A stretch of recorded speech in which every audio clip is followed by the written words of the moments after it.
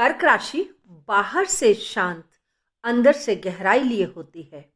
एक ऐसा टूटा हुआ दिल जो दूसरों के लिए मुस्कुरा सकता है।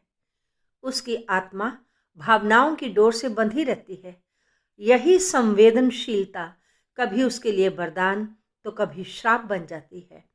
आज जानेंगे कौन कौन से ग्रह इन्हें प्रभावित करते हैं और कौन सी उम्र ज्यादा कठिन होती है।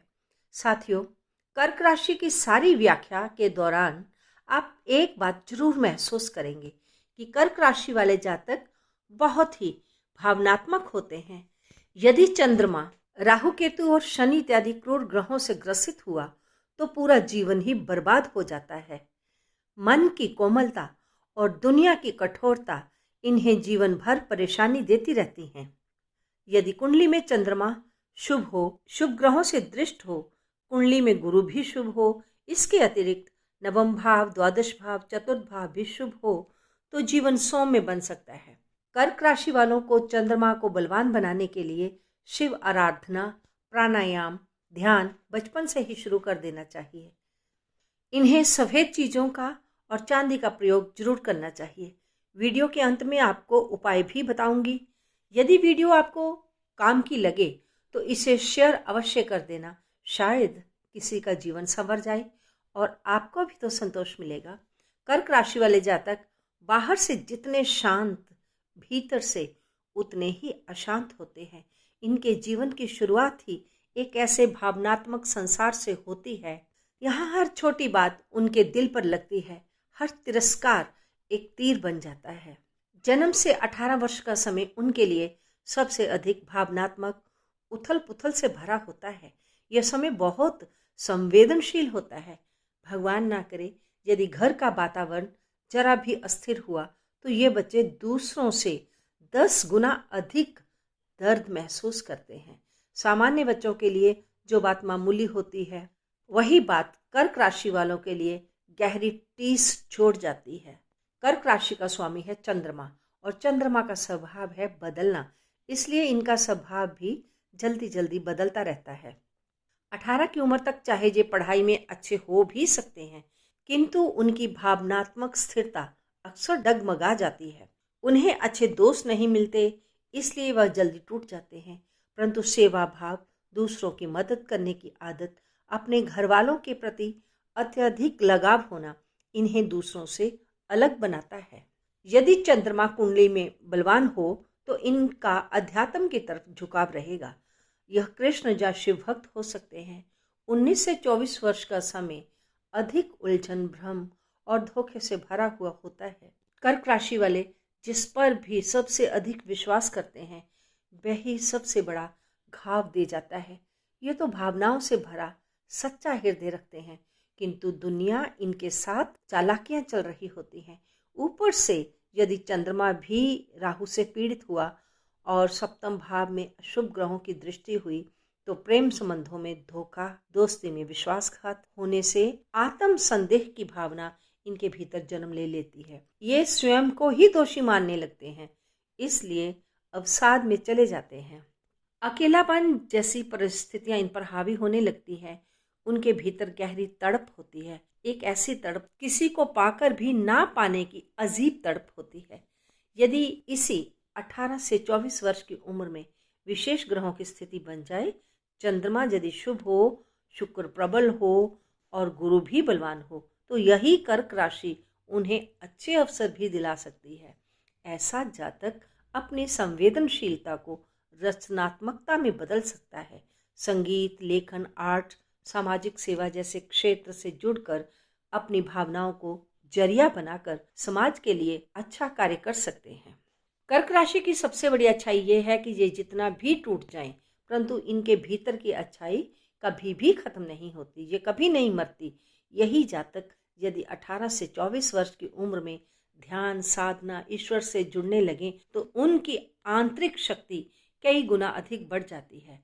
25 से 35 वर्ष तक कर्क राशि वाले रिश्तों को समझना शुरू कर देते हैं, परंतु अभी भी प्यार को पवित्र पूजा की तरह ही देखते हैं। यदि प्रेम हुआ है तो या तो वह प्रेम टूट जाता है या फिर परिवार की शर्तों में पिसकर समझौते में बदल जाता है, किंतु वह इस दर्द को सह नहीं पाता, भीतर ही भीतर घुटने लगता है। यदि इस उम्र में विवाह होता है और सप्तम भाव या नवम भाव में राहु केतु शनि जैसे क्रूर ग्रह सक्रिय हो चुके हैं, तो वैवाहिक जीवन में भावनात्मक दूरी या आत्म बलिदान का दौर शुरू हो जाता है। इन वर्षों में आर्थिक अस्थिरता भी कर्क जातक के जीवन में बहुत बड़ा मुद्दा बन जाती है। नीच चंद्रमा यदि राहु केतु से ग्रसित हुआ तो करियर में बार बार उतार चढ़ाव आएंगे। उनकी मेहनत का परिणाम दूसरों को मिलना है। 35 वर्ष तक परिवार का बोझ, माता पिता की अपेक्षाएं और संतान की चिंता उन्हें वक्त से पहले बूढ़ा कर देती है। विशेष तौर पर यदि चतुर्थ भाव भी पीड़ित हुआ तो मानसिक शांति मिलना भी कठिन हो जाता है। यदि चंद्रमा बलवान हुआ, गुरु भी शुभ हुआ, जातक ध्यान साधना से जुड़ जाए तो यही जातक इस उम्र में चमत्कारिक तरीके से खुद को बदल सकता है। वह भावुक होकर भी साहसी होता है। हमें ये नहीं भूलना चाहिए कि ऐसे जातक यदि टूट भी गए हैं तब भी ये दूसरों की सहायता देने की ताकत रखते हैं। 36 से 45 उम्र का वह काल है जब चंद्रमा शनि राहु गुरु जैसे विशेष ग्रहों के प्रभाव में होता है। तब इन्हीं की चाल उनके जीवन में गूढ़ परिवर्तन लाती है। 36 की उम्र तक आते आते कर्क राशि वाले बहुत कुछ सह चुके होते हैं। यदि विवाह हो चुका है तो विवाहित संबंध में प्रेम से अधिक कर्तव्य स्थान ले लेता है। जीवन साथी के साथ जुड़ाव अब भावनात्मक नहीं रहता, केवल कर्तव्य मात्र बनकर रह जाता है। यदि कुंडली में सप्तम भाव या चतुर्थ भाव में शनि राहु केतु से यदि चंद्रमा पीड़ित हुआ तो घर में रहते हुए वे स्वयं को अकेला महसूस करते हैं। उनके भीतर आंतरिक खालीपन बना रहता है। वह अपने आप को समाज में या स्वयं को परिवार की देखरेख में झोंक देता है ताकि इस खालीपन से बच सके। यदि चंद्रमा शुभ हो और गुरु की दृष्टि में हो तो आध्यात्मिकता की तरफ मुड़ने लगता है। इन्हें पूजा, ध्यान, समाज सेवा जैसे कार्यों से शक्ति मिलने लगती है। यदि इस समय किसी को राहु की दशा भी चल पड़े तो किसी गलत व्यक्ति के चंगुल में फंसकर किसी बड़ी मुसीबत में पड़ सकते हैं। 43 से 49 वर्ष का समय आते आते ये दोहरा जीवन जीने लगते हैं। बाहर से तो परिवार, समाज और कार्य क्षेत्र के लिए जिम्मेदार, व्यस्त और शांत दिखाई देते हैं, लेकिन भीतर से वह खुद से ही कट चुके होते हैं। यदि चंद्रमा शनि से ग्रस्त हो और राहु द्वादश भाव में हो या चतुर्थ भाव कमजोर हो तो मानसिक अवसाद, अकेलापन, गहरा भावनात्मक रूखापन महसूस होता है। इन्हें जीवन सूखा सूखा सा नजर आता है। अब समझ आने लगता है कि अपने लिए कभी इन्होंने जिया ही नहीं। हर बार किसी और की उम्मीदों को, किसी और की जरूरत के लिए खुद को खोया है। जीवन साथी के साथ भावनात्मक दूरी और संवादहीनता बढ़ जाती है। ये आपस में बातचीत कम करते हैं। बच्चे अपनी दुनिया में रहते हैं। गहरे रिश्ते केवल औपचारिकता बनकर रह जाते हैं। यदि चंद्रमा नीच हो तो ये जातक बार बार पुरानी यादों में खो जाते हैं। इससे इन्हें नींद की समस्या, ब्लड प्रेशर, हार्मोनल असंतुलन जैसी मानसिक और शारीरिक समस्याएं भी जुड़ने लगती हैं। इन्हें ध्यान, प्राणायाम करना जरूर चाहिए। लेकिन यदि गुरु बलवान हुआ और पंचम या नवम भाव शुभ हुआ तो कर्क राशि वाला जातक अचानक भीतर से जाग उठता है। अब तक वे जान चुके होते हैं कि हर रिश्ता सच्चा नहीं होता। उम्र के 50 से 60 साल तक जाते जाते कठोर सच्चाइयों को वह जान चुका होता है। यदि पंचम भाव कमजोर हो, गुरु कुंडली में निर्बल हो तो संतान से भावनात्मक दूरी होने लगती है। अब वह ईश्वर से जुड़ने लगता है और ईश्वर से ही बात करने लगता है और मौन की भाषा को समझने लगता है। अकेलेपन को अब वह बोझ नहीं, वरदान मानने लगता है। चंद्रमा यदि शुभ हुआ, गुरु शुभ हुआ, नवम या द्वादश भाव भी शुभ हुए तो यही काल आध्यात्मिक उत्कर्ष का बन जाता है। अब वह ना तो लड़ता है ना दुखों से भागता है। 60 के बाद तक जीवन का हर रंग वह देख चुका होता है। वह प्रेम, त्याग, पीड़ा, अकेलापन, सेवा और कभी कभी उसकी दूसरों के द्वारा की जाने वाली उपेक्षा भी देख चुका होता है। यदि चंद्रमा अभी भी पीड़ित है और गुरु भी निर्बल है तो व्यक्ति को अकेलापन बुरी तरह से कचोटता है। यदि गुरु बलवान हुआ, चंद्रमा पर शुभ दृष्टि हुई या उसका नवम भाव और द्वादश भाव शांत हुए, नवम और द्वादश भाव में राहु केतु इत्यादि क्रूर ग्रह नहीं हो, तो यही समय फिर जीवन का सबसे अनमोल, सौम्य और सुंदर काल बन जाता है। अब असली शांति बाहर नहीं है, उसे ये शांति भीतर से मिलने लगती है। साथियों, अब हम जानेंगे कि कर्क राशि के लाभकारी उपाय कौन कौन से हैं। अब तक की चर्चा में आपने ये स्पष्ट समझ लिया है कि कर्क राशि वाले को अपनी कुंडली के चंद्रमा को अवश्य ही स्ट्रॉन्ग कर लेना चाहिए और गुरु के उपाय भी उसे अवश्य करने चाहिए, ताकि गुरु शुभ होकर उसे शुभ फल दे सके। चतुर्थ भाव तथा विशेष तौर पर नवम भाव के उपाय भी करने चाहिए। शिव भक्ति कर्क राशि वाले जातक के लिए अमृत तुल्य है।